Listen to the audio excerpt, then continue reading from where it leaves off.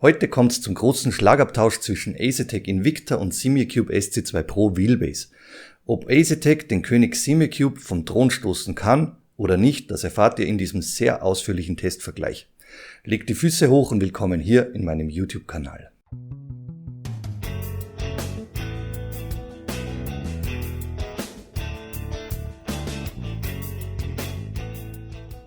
Zu Beginn wie gewohnt der Disclaimer. Bei beiden Produkten handelt es sich um Testmuster, die für Reviews und den Betrieb in meinem Simracing Testcenter vorgesehen sind.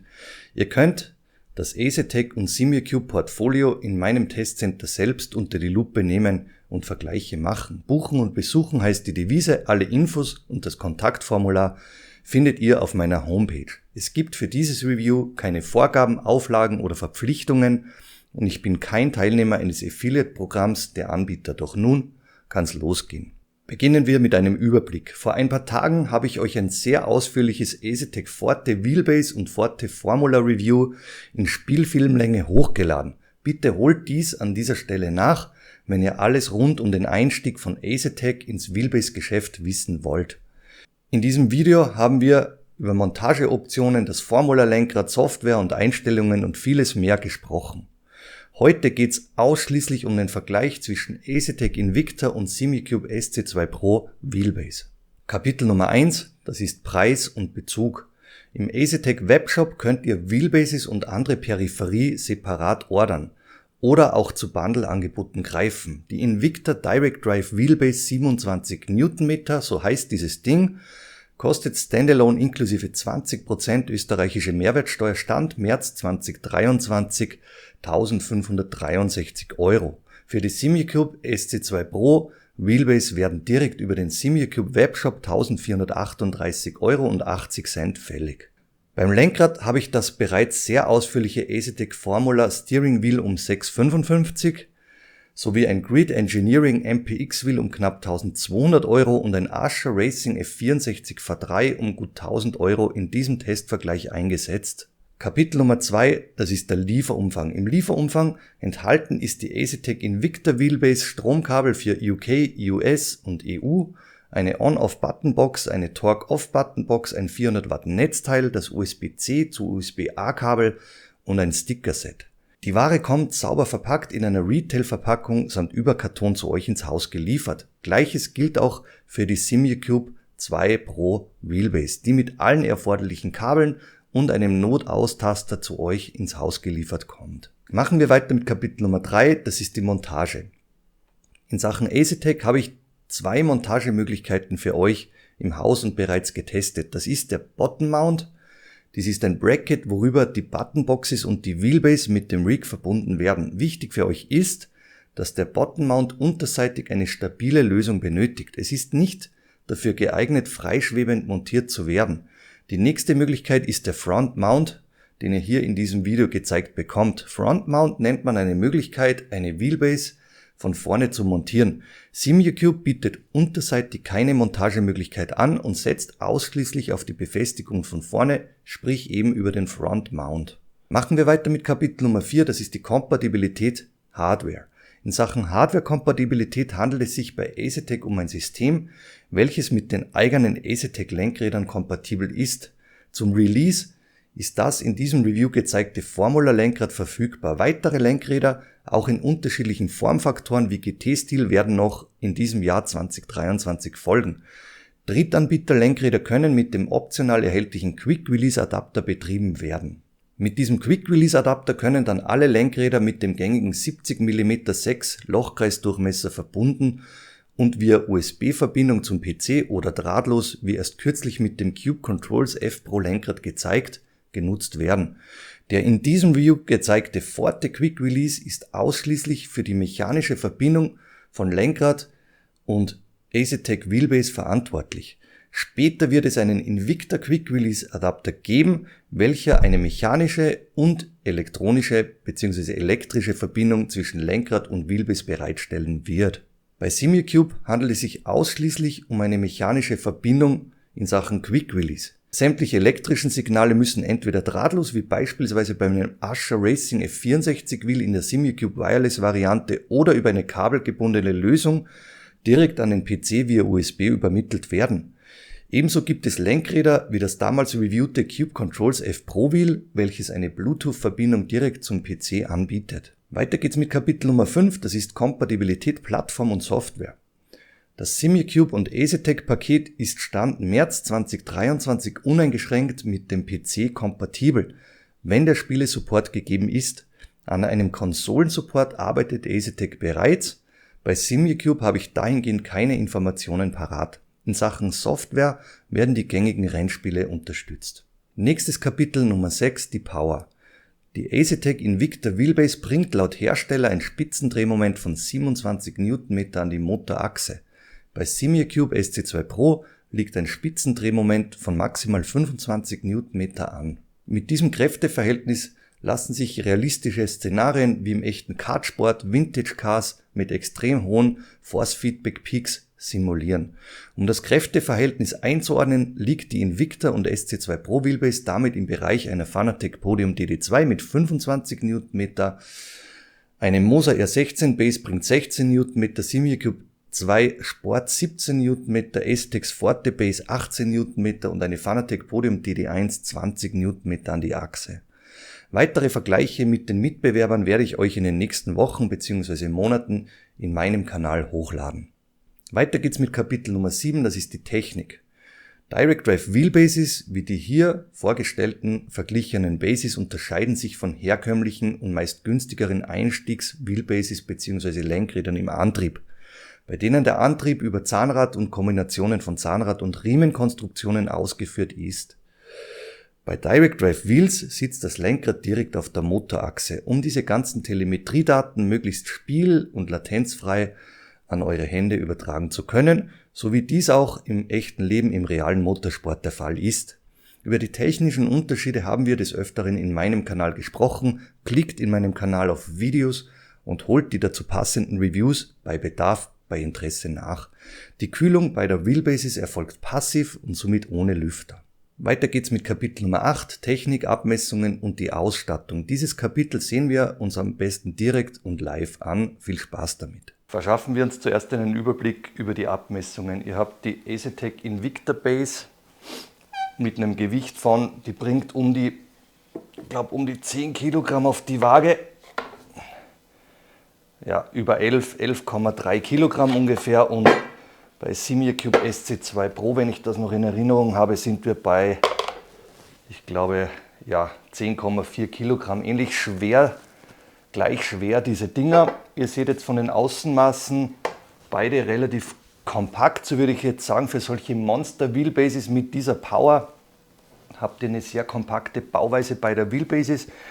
Die Höhe, ähnliche Bauhöhe, ihr seid hier bei EasyTech um die 140 mm, hier bei SimiCube um die 130 mm. Ihr habt eine Breite von 125 zu um die 130, sehr ähnlich, das könnt ihr hier in meinen Aufnahmen gut erkennen.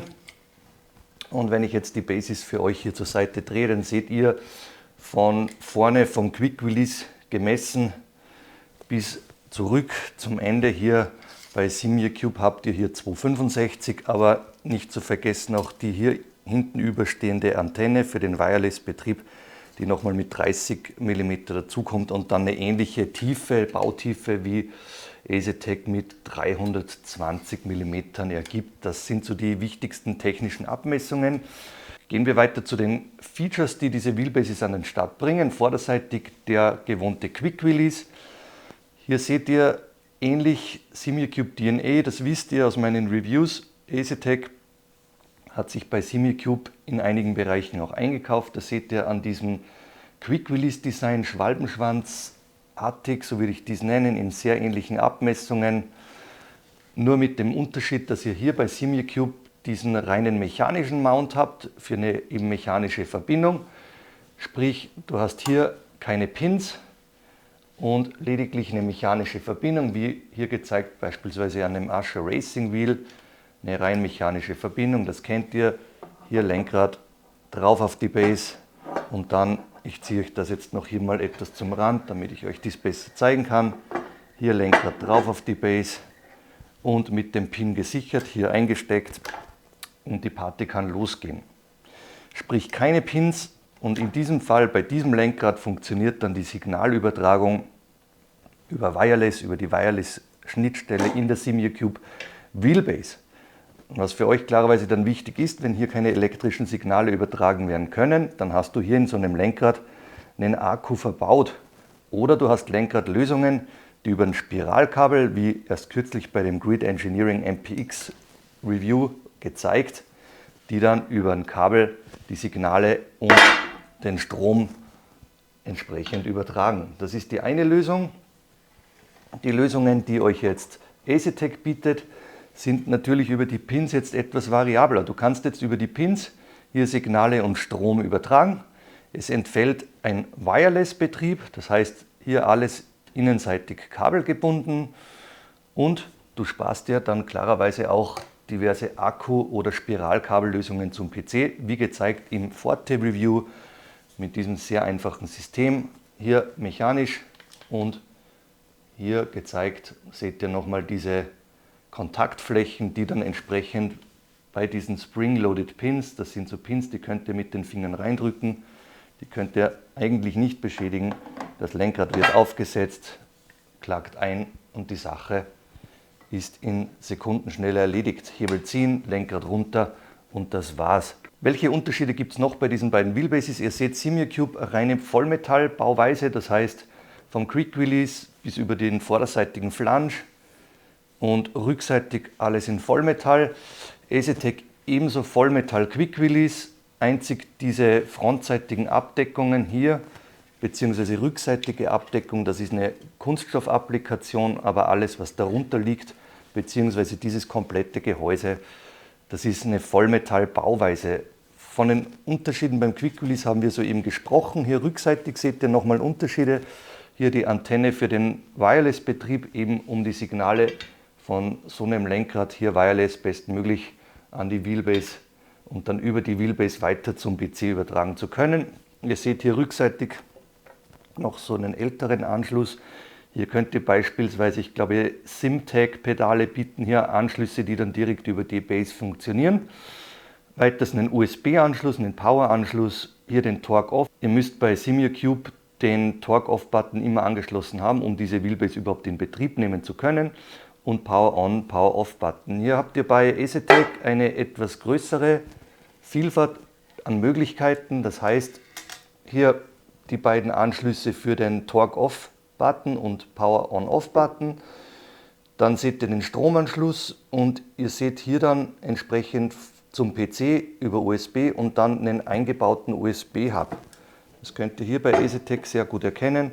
Ihr könnt dann diverse Peripherie, egal irgendwelche Pedale von Drittanbietern, Lenkräder, die mit Spiralkabel Richtung PC gebracht werden müssen, auch direkt hier an der Base anstecken, euch lange Kabel, Verlängerungskabel ersparen und dies eben alles über die Base direkt zum PC durch die Base durchschleifen zu können. Das ist ein sehr angenehmes Feature, das ich bei mir hier am Set ebenso im Einsatz hatte. Weiters bietet euch EasyTech diese eingelassenen LED-Streifen bei der Invicta Base hier oberseitig, je links, je rechts, seitlich, je links, je rechts und unterseitig links, je rechts. Das ist ein optisches Merkmal, eventuell mehr als ein Gimmick, wenn hier mal Flaggensignale oder ähnliches an die Base über die Software, über das Rennspiel gebracht werden können, kann dies ein nettes Feature, so würde ich dies jetzt sagen, sein. Befestigungsmöglichkeiten hier bei EasyTech über den Frontmount, wie im Forte Review für euch gezeigt. Hier Plastikabdeckung runter und darunter dann den Frontmount verbunden und Plastikabdeckung wieder drüber, dann sieht dies in meinen Augen sehr sauber aus. Bei SimiaCube habt ihr ebenso diesen Frontmount mit demselben Lochbild. Da gibt es diverse Lösungen von diversen Herstellern. Ich habe hier einen RaceX-Mount an meinem Simetic K2 Air im Einsatz. Und SimiaCube bietet hier keine weiteren Verbindungsmöglichkeiten zu eurer Base, die euch jetzt EasyTech mitgibt. Das heißt entweder einen Frontmount oder hier unterseitig eingelassen diese Nuten und entsprechende Nutensteine, wo ihr dann an ein Rig gehen könnt und dieses Ding von unten verschrauben zu können. Das sind jetzt diese Ausstattungsunterschiede bei der Wheelbasis. Zurück von der Technik, weiter geht's mit Kapitel Nummer 9, Material, Haptik und die Verarbeitung. Die Gehäuse bei der Wheelbasis und der komplette Quick Release bestehen aus Vollmetall und werden bei Asetek stirnseitig mit Kunststoff-Gehäuseteilen abgeschlossen. Haptisch fühlt sich alles sauber und massiv an. Die Stecker rasten ordentlich in den Buchsen ein und beide Wheelbases fühlen sich schwer an, wenn man diese kompakten Dinger in Händen hält. Machen wir weiter mit Kapitel Nummer 10, die Akustik. Es dringen keine störenden metallischen Geräusche oder ein Klackern aus den Wheelbases nach außen.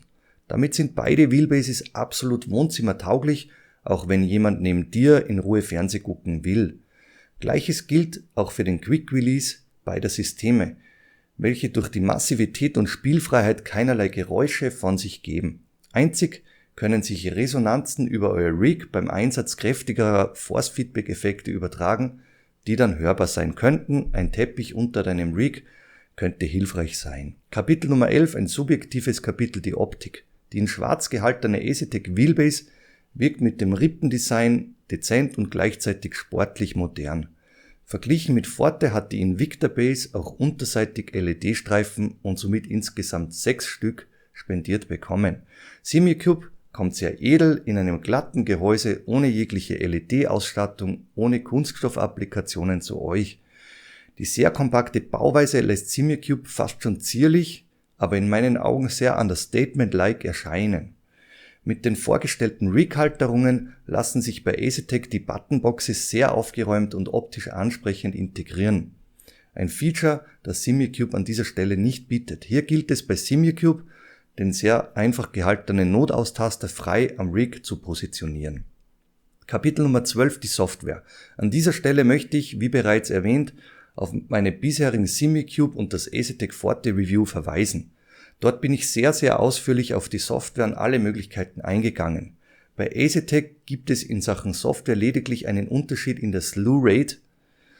Unterschiede zwischen Forte und Invicta sind die, dass die Beschleunigungsrate bei Invicta auf 9,4 Newtonmeter pro Millisekunde verglichen mit 6,7 Newtonmeter pro Millisekunde hochgedreht werden können. Bei Simucube 2 Pro liegt dieser Wert bei knapp 8 Newtonmeter pro Millisekunde. Kapitel Nummer 13, der Quick Release Adapter und Drittanbieter Lenkräder. Asetek bringt zu Release den Forte Quick Release Adapter an den Start, mit dem ihr auch Lenkräder von Drittanbietern mit Asetek Wheelbases einsetzen könnt. Ein Invicta Quick Release wird später kommen und auch elektrische Signale dann übermitteln. Bei Simucube gibt es Stand heute ausschließlich die mechanische Verbindung über den Quick Release und eine Wireless-Schnittstelle direkt in der Wheelbase. Kapitel Nummer 14, unser Hauptkapitel, der Rennstreckentest. Dazu springen wir wieder live ins Rig. Ich habe beide Rigs in meinem Testcenter parallel nebeneinander verbaut, bin dazwischen hin und her gesprungen und berichte euch live über meine Erfahrungen. Viel Spaß damit. Für unseren Testvergleich ein für mich sehr gewohntes Szenario.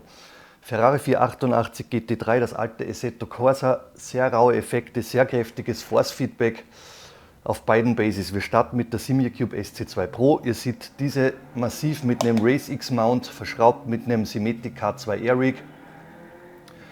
Der Ordnung halber hier noch ein Asha 5 Zoll Dashboard, das ich erst kürzlich für euch reviewed habe. Und an der Simucube SC2 Pro Base das Asha Racing F64 Lenkrad in der dritten Version. Assetto Corsa, das alte Assetto Corsa. Warum in diesem Fall? Wie bereits erwähnt, das Spiel bzw. die Simulation, mit der ich die meisten Spielstunden runter habe, welches ich sehr gut kenne, jeden Effekt, jede Kurve, jedes Verhalten von 20, 30 getesteten Wheelbases. Und so kann ich euch am besten den direkten Vergleich jetzt zwischen Simucube SC2 Pro und Asetek Invicta geben. So, zurück jetzt zur Wheelbase, zum Verhalten der Simucube SC2 Pro, eine Base, die ich seit 2-3 Jahren regelmäßig im Einsatz habe. Force Feedback sehr kräftig eingestellt, ihr könnt dies eventuell über die Resonanzen, über das Rig hören. Wir sind bei Peaks, ich gucke mal hier jetzt schnell auf den Force Feedback Meter. Hier in der Kurve, wenn sich das Force Feedback jetzt aufbaut, da geht es hoch in Richtung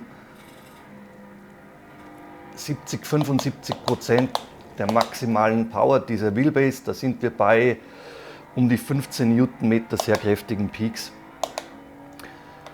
Force Feedback Aufbau sehr kräftig, sehr klar auf der SimiCube SC2 Pro Wheelbase.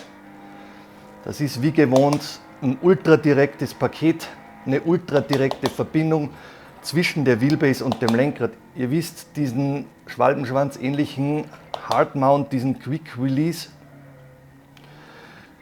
der kein Spiel zulässt. Über den Pin gesichert und alles, was jetzt eine SimiCube Wheelbase an euer Lenkrad transportieren will, das geschieht über den Quick Release spielfrei.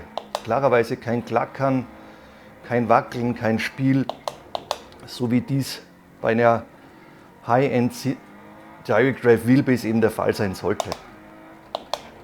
Ich bin jetzt mit Assetto Corsa, wie bereits erwähnt, mit sehr rauen Settings unterwegs. Ich habe diverse Effekte leicht zugeschalten, Fahrbahneffekte nochmal 30%, Ingame dazu, Rutscheffekte, etwas ABS-Effekt dazu, so wie ich das für meine Präferenzen am besten erachte, wie mir dies am besten gefällt. Und in der SimiCube Software bzw. über den Treiber auch hier sämtliche Effekte wie Damper, Inertia und so weiter runtergesetzt, um hier sehr rau unterwegs sein zu können. Ich bin jetzt hier mit dem Ferrari 488 GT3 Traktionskontrolle runtergesetzt, um hier auch das Übersteuern provozieren zu können, um zu spüren, wie ich dieses Fahrzeug abfangen kann, beziehungsweise wie reaktionsschnell diese Wheelbase ans Werk geht. Ihr habt bei der SimiCube SC2 Pro eine Slew Rate, eine Beschleunigungsrate, ich glaube in Richtung 8 Newtonmeter pro Millisekunde, 7,7 glaube ich über die Software. Das bedeutet, auch die habe ich auf maximal hochgesetzt, hier kein Limit reingezogen. Das Force Feedback dieser Wheelbase kann in einer Millisekunde eben von 0 plus 7,7 Newtonmeter aufbauen. Heißt, bis zum Maximum der 25 Newtonmeter wäre rein theoretisch in 3 bis 4 Millisekunden möglich. Jetzt geht es in Richtung Karussell. Ich konzentriere mich jetzt etwas aufs Fahren wieder. Super, die Bodenwellen wunderbar rauszuspüren. Der Gripverlust, hier anbremsen, voll ins ABS rein. Etwas zu früh ans Gas, wunderbar abzufangen. Das seht ihr hier über die Bodenwellen drüber und jetzt scharf ins Karussell rein. Wir gucken jetzt auf die Betonplatten, die hier aneinandergereiht sind. Auch das spürt ihr wunderbar über das Lenkrad raus. Das ist eben High-End, absolut High-End. Und wenn ihr so eine Base am Start habt, dann wisst ihr, warum ihr den einen oder anderen Hunderter mehr in die Hand nehmt, um dies erleben zu können. Ich sage schon fast, erleben zu dürfen. Wie ihr jetzt erkennen könnt, ich habe zu lange in die Kamera geguckt und fliege mal wieder grandios ab. Zurück jetzt zu der Kurvenkombination und zurück jetzt nochmal zu dem ganzen Grip-Verhalten, Force-Feedback-Aufbau. Hier wunderbar Doppellinks, hier innenseitig über die Curbs, hart am Anbremsen, früh ans Gas, Doppellinks, wunderbar das Leichtwerden der Vorderräder, wenn ihr etwas zu schnell dran seid, das Reinbremsen zum Curb hin, außen über dieses Kopfsteinpflaster wunderbar rauszufühlen, tiefe Schläge, Resonanzen über das Fahrwerk, auch hier wieder seitlich das Kopfsteinpflaster am linken Rad wunderbar zu spüren. Innenseitig über die Curbs drüber, auch hier wunderbar diesen Schlag, diese Pendelbewegung des Lenkrads und jetzt hier über die Bodenwelle, Gripverlust, Schlagen des Lenkrads über das Fahrwerk, perfekt simuliert, so wie ich mir dies vorstelle. Und hier wieder über die Kuppe das Leichtwerden und der sofortige Gripaufbau wieder, das ist eben High-End, wo man das Gefühl hat, hier geht nichts drüber. Und das versuchen wir auch natürlich hier in diesem Test herauszufinden, wie sich Asetek's Speerspitze jetzt mit der altbewährten SimiCube SC2 Pro schlägt. Hier nochmal über die Betonplatten, hier drüber am Kurvenausgang, wunderbare Fahrwerkssimulation, direktes Force-Feedback, zurück auf die gerade Döttinger Höhe. Und ich springe dann instant an das Rig hier hinter mir, um keine Zeit zu verlieren, um den direkten Vergleich, um die direkte Rückmeldung ohne jegliche Umbauarbeiten, ohne jeglichen Zeitverlust, euch ins Haus liefern zu können. Ich melde mich jetzt in Kürze und direkt in einer Minute bei euch wieder.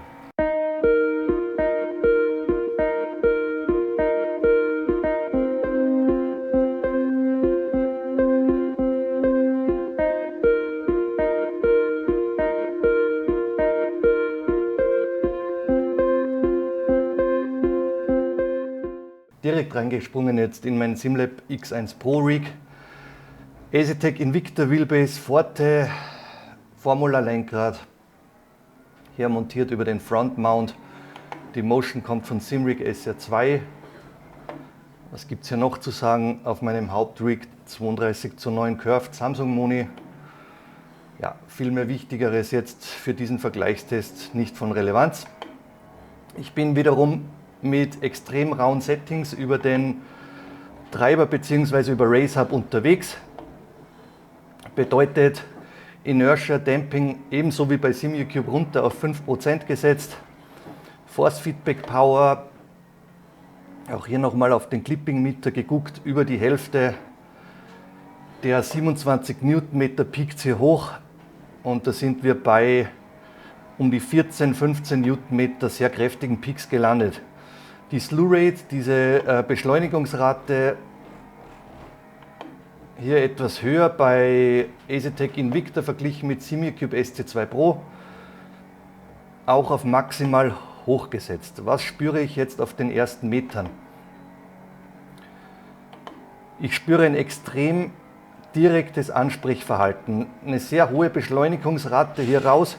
Die Effekte kommen sofort und direkt, extrem direkt hier ans Lenkrad, sehr kräftig und sehr ungefiltert an. Was spüre ich noch? Ich habe, das muss ich euch jetzt rückmelden, diverse Testrunden klarerweise mit EasyTech Invicta, EasyTech Forte über die letzten Testwochen gedreht. Und das mit unterschiedlichen Setups, das heißt hier mit dem EasyTech Forte Formula Wheel und auch mit einem absoluten Top-Notch High-End Wheel, ein Grid Engineering bei SimLab MPX Wheel. Das ist ein Wheel, das kostet das Doppelte von diesem Lenkrad, 1200 € in Vollmetall, Gehäusebauweise. Das nochmal extremer jetzt am Start ist wie dieses bereits schon sehr kompakte Forte Formula Wheel. Ich spüre jetzt eine etwas andere Charakteristik hier mit EasyTech Invicta. Das heißt, ich finde jetzt, dass diese Effekte nicht ganz so rau hier ans Lenkrad kommen bzw. an meine Handflächen. Ich finde, dass über das Forte Formula Lenkrad manche feine Effekte etwas mehr gedämpft an die Handflächen gelangen.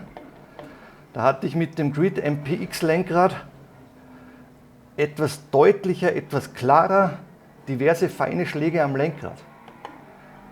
So, das kann jetzt für dich geschmacksabhängig sein. Jetzt kann es sein, dass du dann sagst, mir ist dies zu rau, mir ist dies zu übertransparent, so würde ich dies jetzt formulieren, etwas zu nervös am Lenkrad und eine leichte Dämpfung, sei es über den Treiber oder über das Lenkrad, ist für dich, für deine Präferenzen die bessere Herangehensweise. Das ist natürlich immer anwenderabhängig, das kann ich euch nicht beantworten, das müsst ihr selbst bei mir hier im Testcenter am besten testen. Kommt vorbei und macht den Vergleich selbst. Was fällt mir noch auf? Mir fällt auf, dass das Ansprechverhalten beziehungsweise wenn so ein Schlag an dein Lenkrad kommt, dieses direkte Reagieren der Wheelbase extrem schnell bei Invicta kommt. Wie soll ich euch dies beschreiben? Dies kommt, bevor du denken kannst, hast du diesen Force-Feedback-Effekt, diesen Peak, diese Bodenwelle an deinen Griffflächen. Es ist jetzt schwer, dies herauszumessen, herauszufiltern, aber dies ist mindestens auf dem Niveau der Simucube SC2 Pro in Sachen Ansprechverhalten. Lasst mich jetzt nochmal hier durchs Karussell fahren, um diesen Bodenplattentest zu machen. Hier zu früh ins Gas, wiederum übersteuern, abzufangen, überhaupt kein Problem mit so einer reaktionsschnellen Wheelbase. Wie zu erwarten, jetzt hier durchs Karussell, auch hier spürst du wunderbar raus diese feinen einzelnen Schläge. Leute, und ich kann euch jetzt nicht sagen, ob ich hier mehr oder weniger Schläge rausspüre oder mehr oder weniger Details. Wie bereits erwähnt, ich finde, über dieses Lenkrad hast du etwas mehr Dämpfung verglichen mit einem Lenkrad der absoluten Vollmetallbauweise, wie vorher auf der Simucube SC2 Pro. Das Ascher F64 habt ihr auch ein Vollmetallgehäuse am Start, ein Lenkrad, das über 1000 Euro kostet. Oder hier bei meinen Tests mit dem Grid MPX Wheel. Das musst du fairerweise sagen, es gibt hier nochmal eine Stufe über einem Forte Formula Wheel, das bereits wirklich gut performt, die aber darüber ist, die du auch bezahlst und wo du die paar 100 Euro mehr dann nochmal zurück in noch mehr Transparenz, in noch mehr Direktheit, in noch mehr ungefilter zurückbekommst. Hier links über das Kopfsteinpflaster, auch das ist wunderbar rauszuspüren. Ja, ich habe meinen Testkunden bzw. meinen Besuchern auch diese Frage gestellt, ohne vorher etwas von meiner Seite berichtet zu haben, wie die den Vergleich jetzt sehen zwischen der EasyTech Invicta und der Simucube SC2 Pro. Ich hatte hier einige sehr erfahrene Simracer im Haus, die mir dann rückgemeldet haben. Sie tun sich schwer jetzt zu sagen, das eine ist besser oder das andere ist schlecht. Ich finde nicht, dass das Force-Feedback, Verhalten bzw. diese ganze DNA komplett gleich wirkt, verglichen mit EasyTech Invicta und Simucube SC2 Pro. Und mein letzter Kunde hat gemeint, er spürt bei EasyTech Invicta, dass die Effekte, das Force-Feedback nochmal etwas schneller, nochmal etwas direkt ans Lenkrad kommen. Und dafür bei Simucube SC2 Pro etwas mehr Transparenz in diesen feinen Fahrbahneffekten am Start ist. So, ein Gefühl, ein ähnliches Gefühl, das ich auch teile, das wie gesagt sehr geschmacksabhängig ist. Ich muss zugegebenermaßen sagen, in Sachen Beschleunigungsrate jetzt hier zu sagen, diese eine Base ist etwas besser als die andere, da bin ich etwas zwiegespalten, denn für mich persönlich ist eine extrem hohe Beschleunigungsrate, eine Slew Rate, die wirkt etwas unnatürlich verglichen mit dem echten Rennsport. Du hast im echten Rennsport, ihr hört auch hier diese harten Resonanzen jetzt auch direkt übers Rig.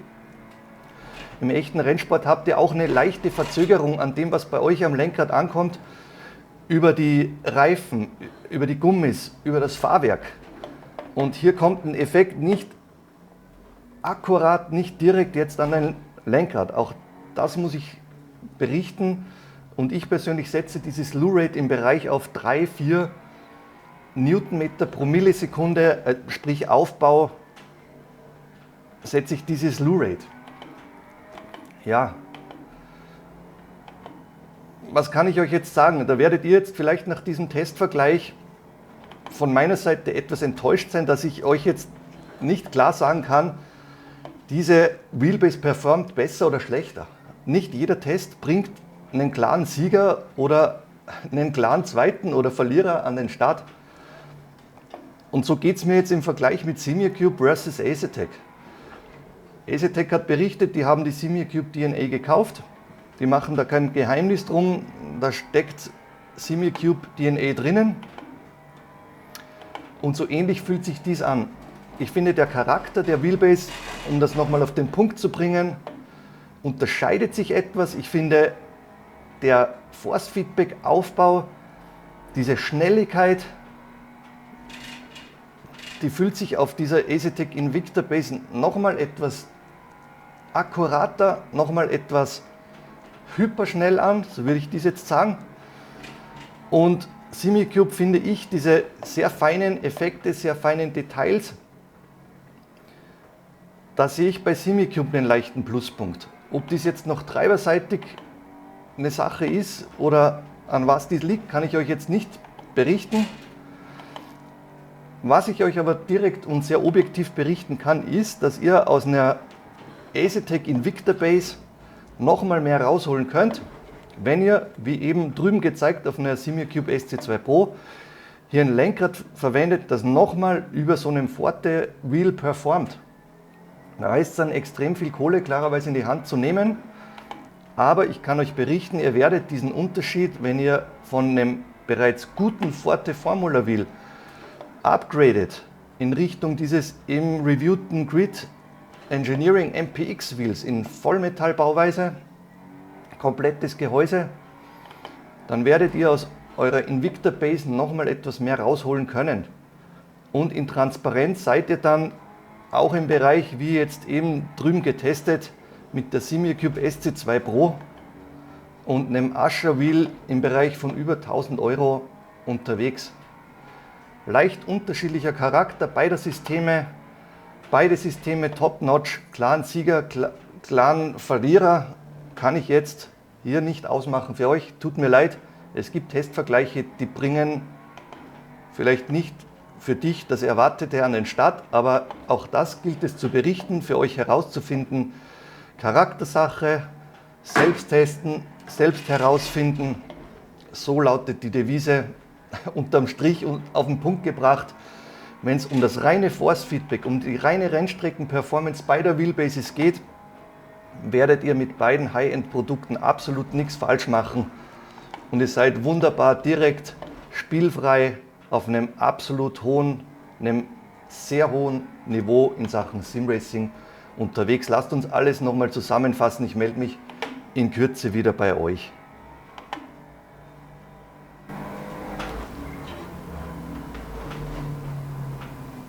Zurück vom Rig kommen wir auf die Zielgerade, die negativen, neutralen, positiven Aspekte sowie das Fazit und die Kaufempfehlung. Kapitel Nummer 15, die Nachteile. Ein Nachteil bei EasyTech ist das zum Direct Drive Wheelbase Release noch sehr überschaubare Ökosystem und der Stand Februar bzw. März 2023 fehlende Konsolensupport.